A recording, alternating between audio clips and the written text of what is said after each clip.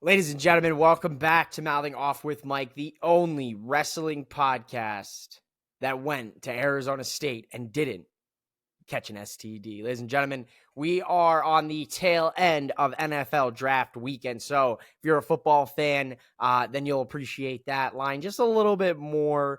As for the WWE draft, it's in full swing. We had round one Friday night on SmackDown. A little underwhelming. So if you didn't really enjoy round one of the WWE draft, make sure you check out my mock draft with good brother Martin and Jordan, where we did, I want to say it was like 30 round draft, and these rosters are fleshed out.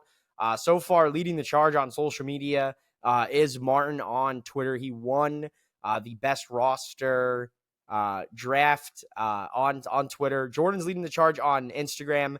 So the social medias are split here. Nobody's showing any love to your boy here, the NXT GM. So I'm a little sad, but that's okay.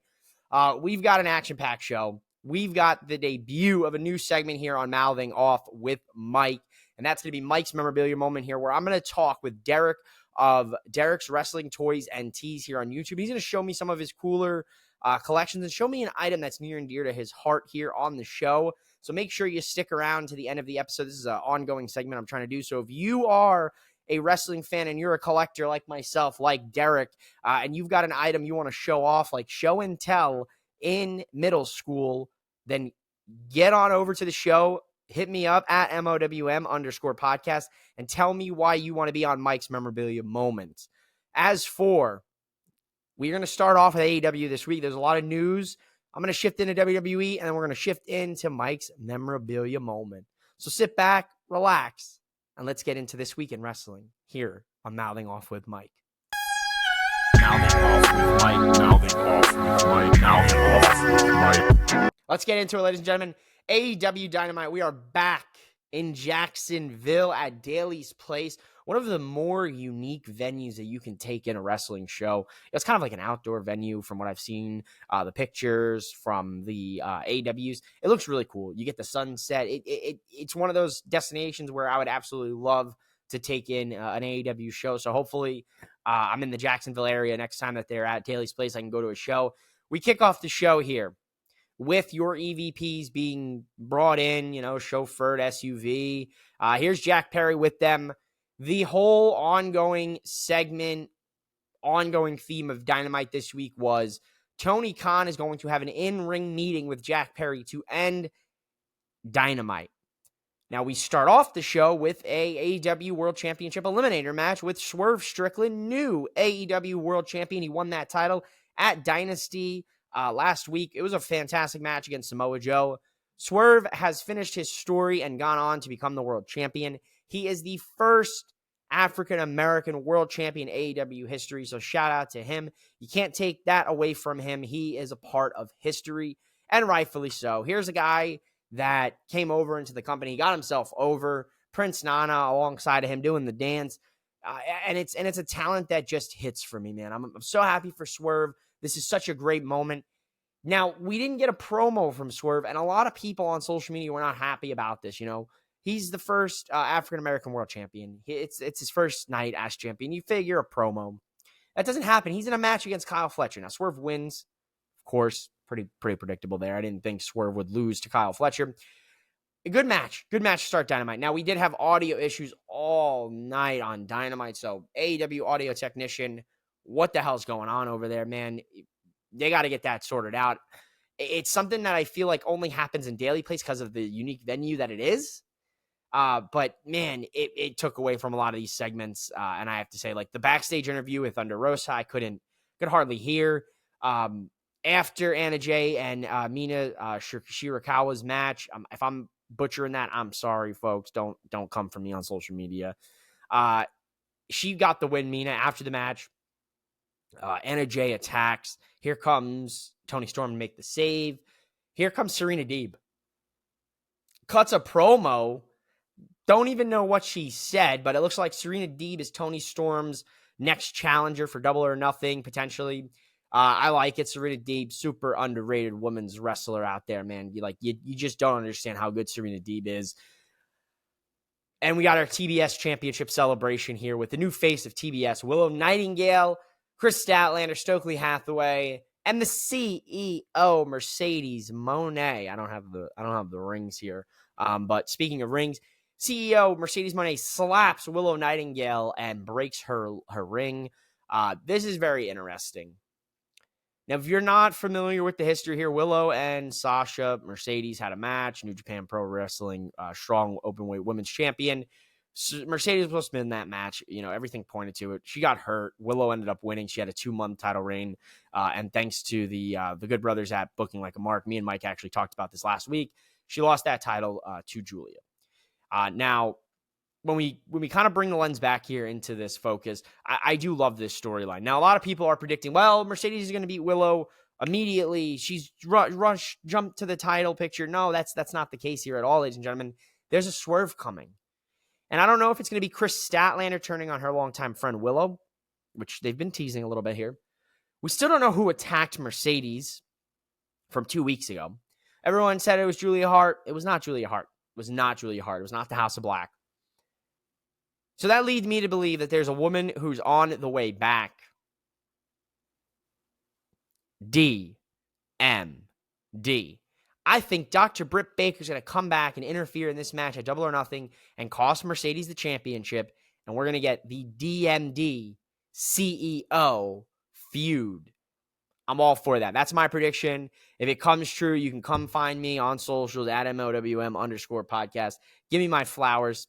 I deserve them if I got that right. But I think that's the most logical explanation. I don't want Willow to be a transitional champion, especially for Mercedes. Look, I'm a fan of Mercedes. I'm not captivated by Mercedes right now because she hasn't wrestled yet. Unfortunately, she's not 100%. So it's kind of one of those things where I'm like, let Willow have the title at least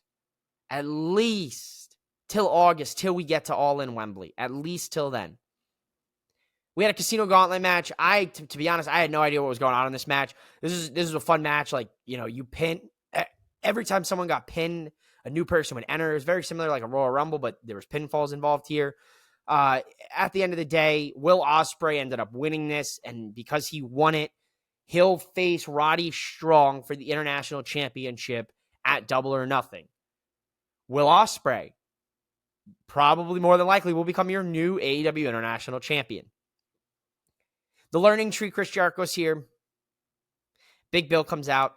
It's a Chris Jericho circle jerk for 5 minutes. Big Bill puts Jericho over. He needs the Learning Tree of Chris Jericho, and Jericho put a nameplate or a sticker on the FTW Championship. He changed it from Fuck the World Championship to For the World Championship. He's got this shit-eating grin. And honestly, good on Jericho. He's getting great heat here. Crowd fans on Twitter hate him. Now, I'm not a Jericho hater. Yes, I did a whole video on Jericho, the Jericho-verse. Yes, I did. For me, it was more of like I don't feel his passion coming through the product. But I don't know, this Learning Tree thing, it seems like he might make it work. So let's just see what happens. I'm gonna let it play out. If I'm wrong, I'll eat my words. That's it. Period. At the end of the sentence. If I'm wrong, I'll eat my words because I'm gonna eat my words on the final segment of Dynamite here tonight because I was wrong. I jumped the shark. Moxley beat Powerhouse Hobbs for the IWGP World Heavyweight Championship. At the end of the match, things got a little hairy. It looked like Hobbs hurt his knee. I don't know if he was selling. I hope he was. I hope I'm getting worked. But Moxley ended up choking him out to retain the IWGP World Heavyweight Championship.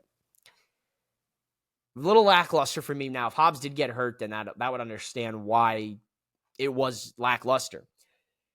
The final segment of Dynamite tonight is going to see Tony Khan in the ring with Jack Perry.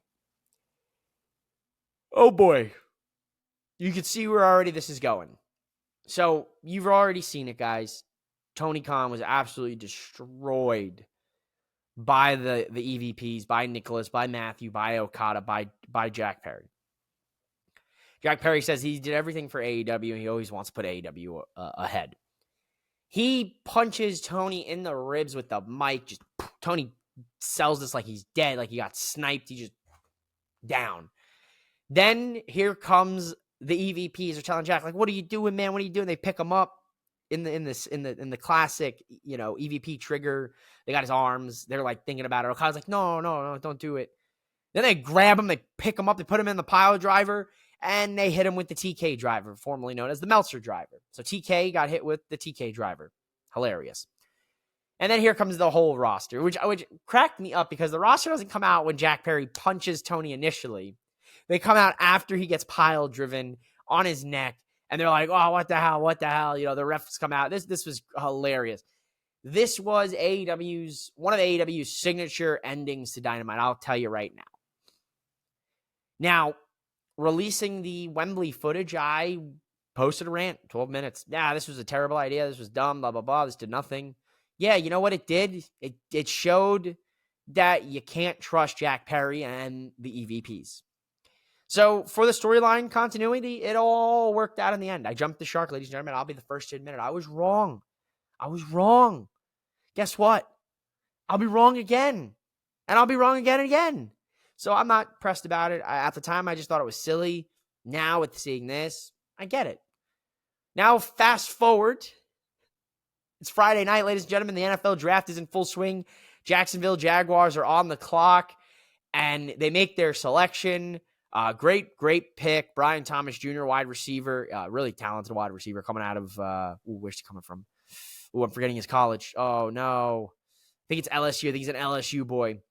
If I'm wrong, someone will correct me. Now, they make a great selection in the draft, and Tony Khan is wearing a neck brace.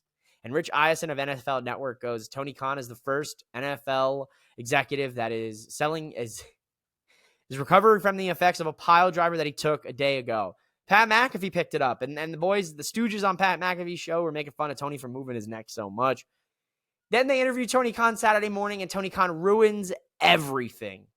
Tony Khan was cool. He was cool for 5 minutes, and then he went and ruined everything by making the comparison that AEW is Pepsi and WWE is Harvey Weinstein. What the fuck are you talking about, Tony? What are you talking about, my dude? If you're going to make a comparison like that, say AEW is Pizza Hut and WWE is Domino's. Say AEW is Pepsi and WWE is Coca-Cola. Hell, you could have switched that around. You don't have Pepsi Phil anymore. You could have said AEW's Coke and WWE is Pepsi, which would have been funny on both ends because it just would have been. If you know, you know. I'm not going to go into details on that. So he makes this silly comparison, and then, that's it. You lose the 5 minutes of attention that you had because of everything with your neck brace and the Young Bucks, and you blow it out because you want to make a silly comparison. Because here's the deal. Vince McMahon may be a scumbag, but that doesn't mean the wrestlers and the talent that put on the shows weekly are scumbags. That's a terrible comparison. If you're going to compare it, do the comparison a little bit different. That's what I'll say. I don't understand it. Now, look, I like the direction we're headed with this storyline. Don't get me wrong. Sometimes Tony Khan just says stupid shit. I don't know. As for this weekend with shows, this past Saturday, we had AEW Collision, which saw the Grizzled Young Veterans make their debut against the Acclaimed. We will see Chuck Taylor and Trent Beretta take aim at each other in the parking lot brawl. Thunder Rosa will take on the virtuosa Deonna Purrazzo. Next week on Dynamite, we'll see the Learning Tree Chris Jericho take on Katsuyori Shibata for the FTW Championship. Should be a good match. And Kenny Omega will make his triumphant return to AEW next week, Dynamite in Winnipeg. So, should be a very interesting show, to say the least. AEW, I'm excited. Collision, Rampage, 3-hour block Saturday night. Always tough to watch 3 hours of wrestling, especially when it comes to Monday Night Raw on Mondays. Dynamite, good show. Collision, Rampage, pretty good. Obviously, the debut of Grizzled Young Veterans. Always great to see their talent. They're super underrated in the tag team division. I wouldn't mind AEW signing them. I also wouldn't mind seeing the Motor City Machine Guns, but I would love to see the Guns in WWE. I just feel like that's the one thing that they haven't really done, and you could hit an AEW up next year. Give us a WWE run, Motor City. That's what I'd like to see.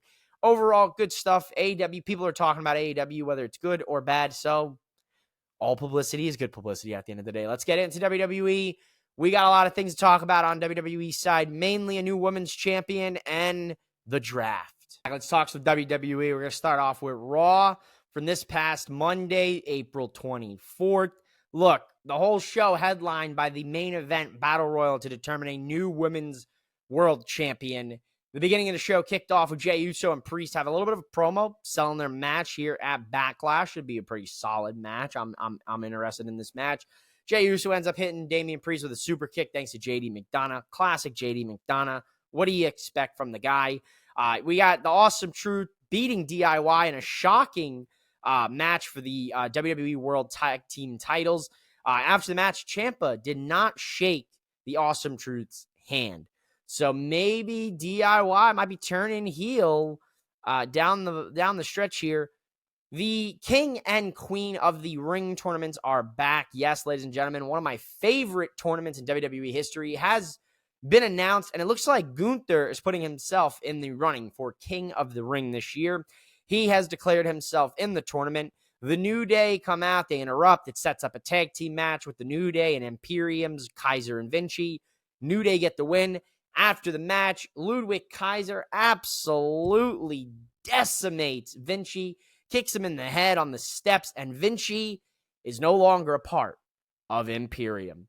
Now, we had a promo with Sheamus and Drew McIntyre, which got us the infamous line from Drew that it's no longer banger after banger, but burger after burger after burger. Drew McIntyre playing up all of the body hate that Sheamus was getting last week when he made his return. That's saying Sheamus was thicker, Sheamus was fat. I'm going to tell you right now, Sheamus is a whole ass meal. That man is a snack. Any disrespect to Sheamus, you got to get these two fists right to your face. I'll tell you that right now.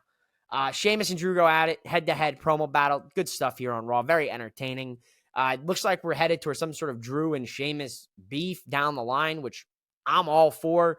Sheamus takes on Shinsuke Nakamura in a first-time ever match, and Sheamus got the win.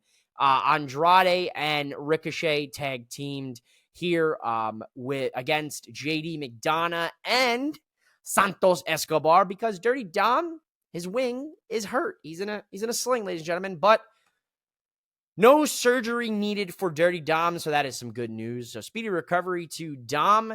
And we've got the Women's Championship Battle Royal, which saw the man, Becky Lynch, win and become a 7-time world champion. She is the new world heavyweight champion on Raw. And Liv Morgan was the final woman in this match. So Liv Morgan seems to be with the curse to always be the bridesmaid, but never the bride. Monday Night Raw, pretty entertaining stuff here, I will say.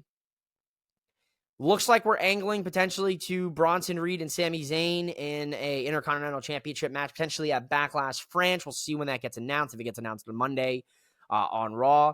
And then we'll get right into the NXT and the WWE Draft on SmackDown. And let's take a look here at NXT Spring Break-In Week 1. We had a NXT Women's Championship triple threat. Roxanne Perez, Lyra Valkyria, and Tatum Paxley. This was a hell of a match to the point where I thought Tatum Paxley was going to win the title at the end there. Roxanne Perez was able to retain her championship. This was a great match. Go check it out. The family was in 6-man tag action against the No Quarter Catch crew. They got the win here. Give me Tony D as Heritage Cup champion. Fallon Henley lost to Jada Parker. And Sol Ruka defeated Blair Davenport in I don't even know what to describe it, an NXT Spring Break-In Beach Brawl match. There it is, Beach Brawl. Lexis King beat Baron Corbin. Kind of shocking to say the least. But if you've seen the draft on socials, you'll know Baron Corbin is headed to the blue brand. Once again, Baron Corbin revitalized his career in NXT, and he is headed back to the main roster. And your main event of the evening, ladies and gentlemen, was going to see Trick Williams take on Ilya Dragunov for the NXT Championship and whoop that Trick. Trick Willie is your new NXT champion. What a hell of a match. What a hell of a moment. This was incredible. I love me some Trick Williams. Got to meet him at WWE World WrestleMania weekend. one of my favorites right now coming up here in the pipeline. Him as NXT champion just makes all the sense in the world. Now, he wasn't drafted on SmackDown Friday, Ilya, but I have a slinking suspicion that Ilya will be involved in the draft on Monday on Raw, and very well could see himself get drafted to Raw or SmackDown. But what a title run for Ilya. He is going to do big things on the main roster. I think whatever show Gunther gets drafted to is the show Ilya gets drafted to. Potentially, Ilya becomes the third member of Imperium for a bit, or Ilya comes right out the gate and him and Gunther have themselves a beef. Maybe in the King of the Ring tournament. Maybe that's what sets it up. We'll find out. But really great week 1 of NXT Spring Break-In. Week 2 next week with some really solid matches. You got Ivar and Oba Femi for the NXT North American Championship, just to name one. And the NXT Tag Team Champions will be in action as well. So NXT firing all cylinders. Let's see what the rosters look like after the draft on Monday. And let's see if NXT got cleared out or not. The WWE Draft is here, ladies and gentlemen, and we've got the first round of picks right from Cody Rhodes and Triple H. We've got Bianca Belair as the first overall pick to SmackDown, Jey Uso going to Raw, Carmelo Hayes coming to SmackDown, and Seth frickin' Rollins going to Raw. Now, we started the show with Cody Rhodes and AJ Styles doing the contract signing, the most non-confrontation contract signing ever in WWE history. So very interesting stuff there. Then you got into the draft picks. Then we had Rey Mysterio and Dragon Lee beat Legado del Fantasma. After the match, Santos Escobar unveiled the footage that we all knew was going to incriminate Carlito. Carlito attacked Dragon Lee the night before SmackDown. Braun Breaker beat Cedric Alexander in about a minute flat with a spear. That man is scary good. Tiffany Stratton and Naomi ended in a no disqualification as new SmackDown member Nia Jax, who was drafted in the second round with Randy Orton to SmackDown. Braun Breaker and Liv Morgan were drafted to Raw in the second round. Nia Jax making a play here already. In the third round of the draft, we saw LA Knight, go to SmackDown. Ricochet go to Raw.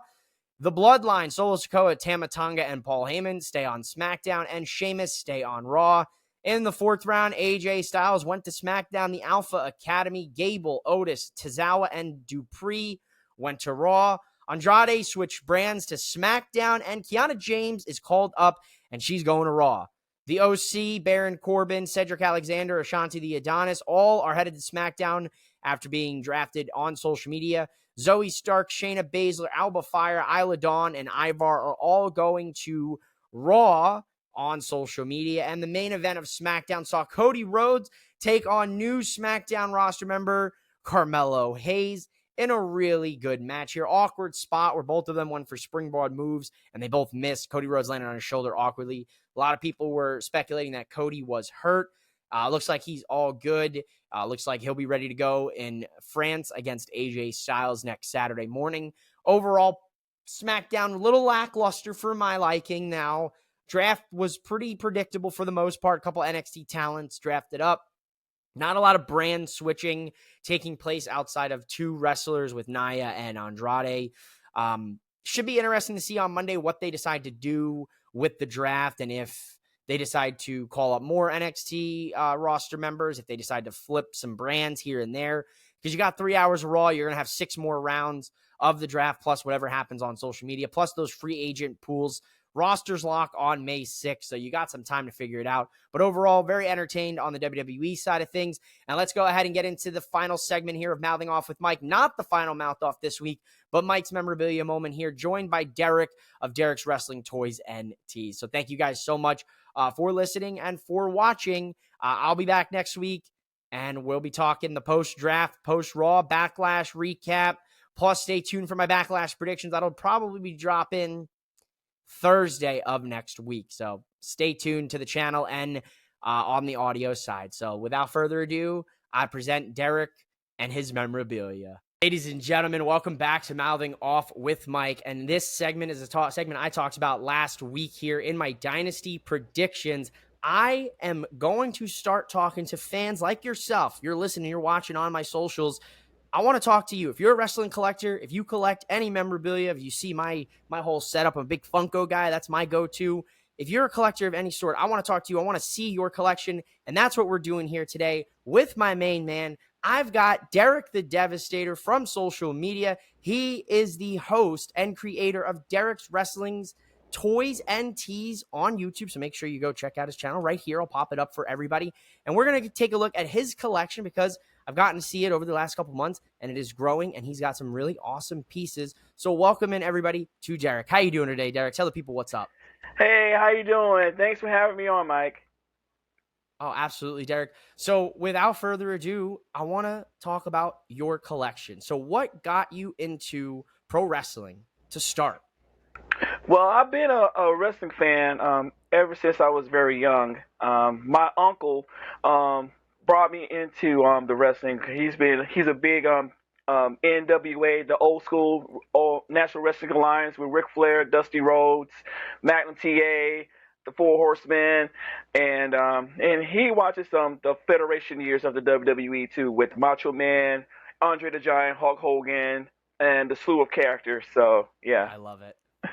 So that's awesome. So you've been a fan your whole life. Yes. That's awesome. And I know from your Twitter bio that you are a U.S. Army veteran. So I want to thank you first and foremost for your service. I appreciate it. Thanks so much. Of course, Derrick. Of course. So with that being said, you've been collecting for how many years now, would you say?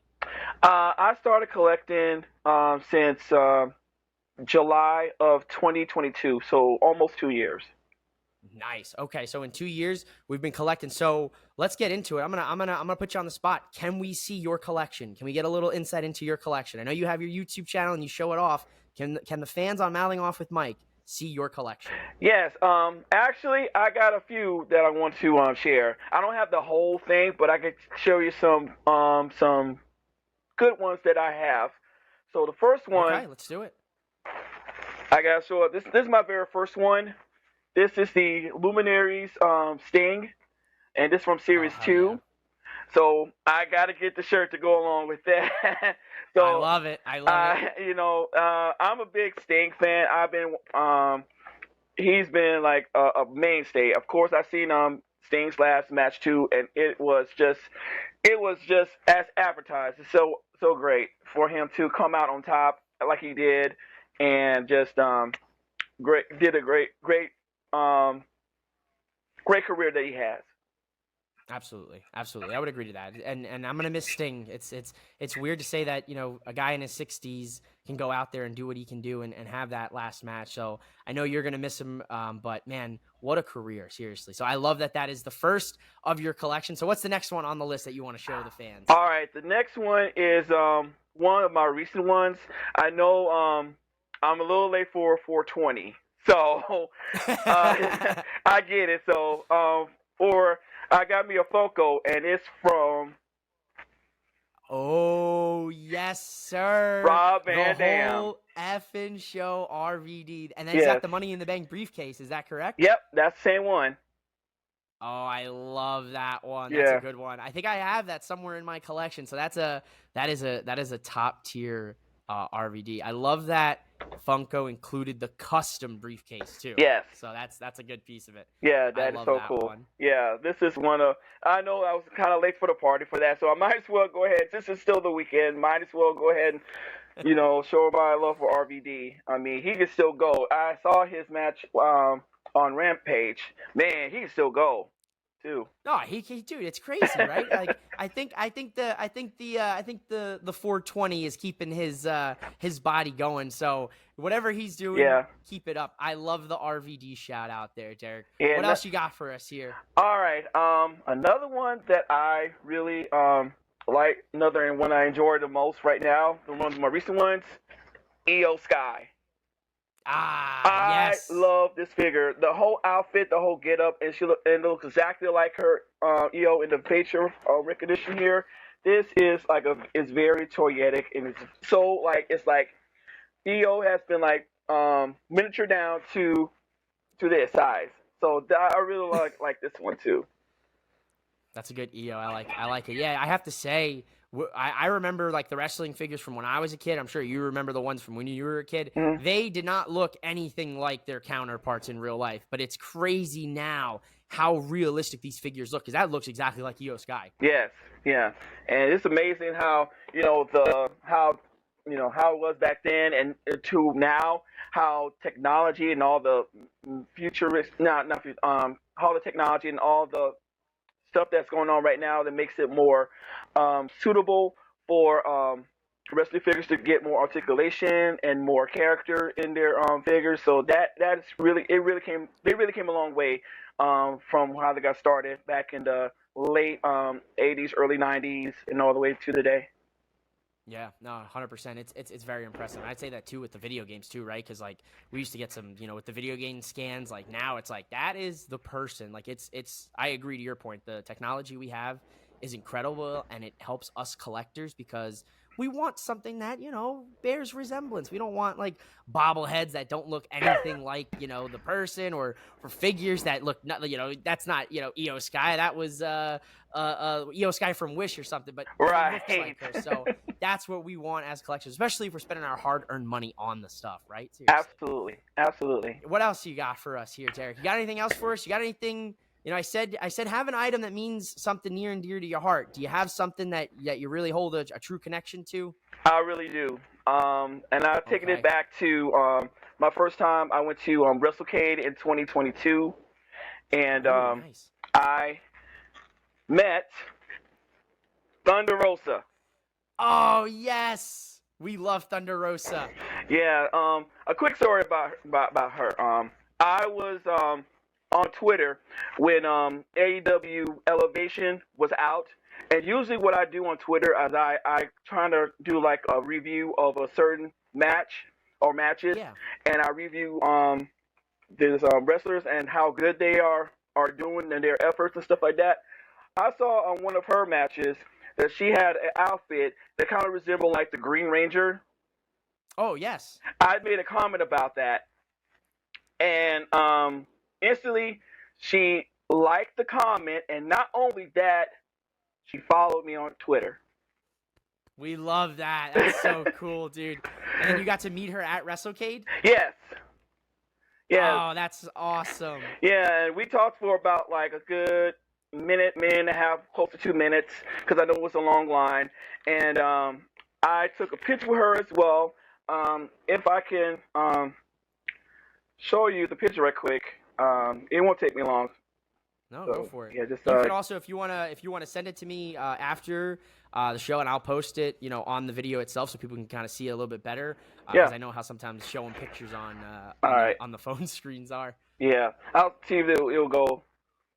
Oh hell yeah, You got the NWO hoodie on too. Yes. That's a great picture, dude. That's a great picture. That's an awesome moment. Thanks. I love that, dude. Yeah, I really do. And you want to? I'll be sure to email you that too, if you want. Perfect. Yes. Yeah. Yes, I'd love to post that here for the viewers so they can see it a little bit clearer, because I know how sometimes the phone and the computer, the cameras they don't like each other too much. Yeah. That is awesome, Derrick. I love it. Guys, make sure you go subscribe to Derrick's channel. Go follow him on social media, Twitter. I post both of them in the description of this episode, and I'm going to pop them up here on your screen for my visual video watchers. If you're listening on the audio side, make sure you check out the description, get all his information, get his link.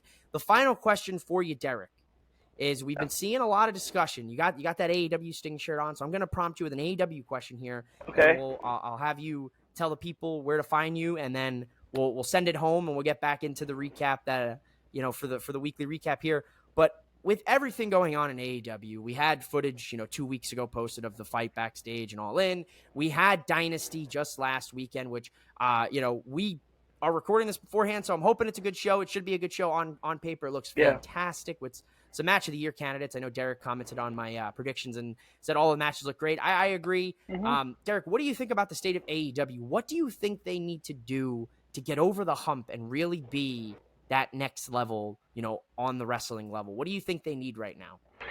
I should say this. I believe that Tony Khan definitely needs some help with the match bookings, because I think, to me, Tony, he's doing too much. I mean, he means well for his the roster especially, the ones that are coming in, the big names like Adam Copeland, of course, Will Ospreay and Mercedes Monet, and a lot of big names as well.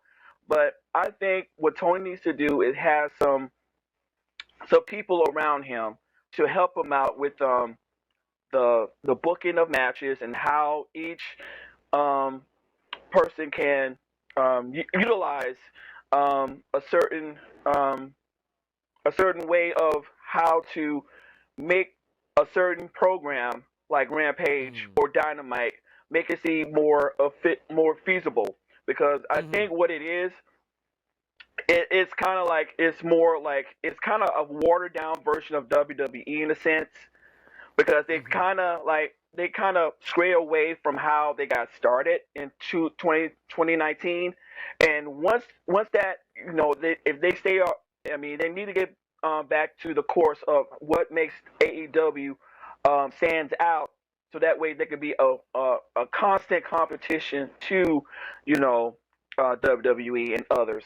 So it's nothing wrong with healthy competition. It's nothing wrong with that. It's healthy as long as it brings people watching and put butts in seats and whatever, and they need to stop worrying about the ratings too. And you mentioned it as well in one of your videos. They need to stop worrying about the ratings because they know as long as they keep the quality, because that's what's missing with AEW right now. They need to get back to where they were in 2019, all the way up to like close to the start of 2022, because that's when everything kind of like went sideways. So as long as they get to their the foundation of how it was back in 2019, I think it who knows what AEW can do. It can improve, it can grow. I mean, it can be it'll stand the test of time.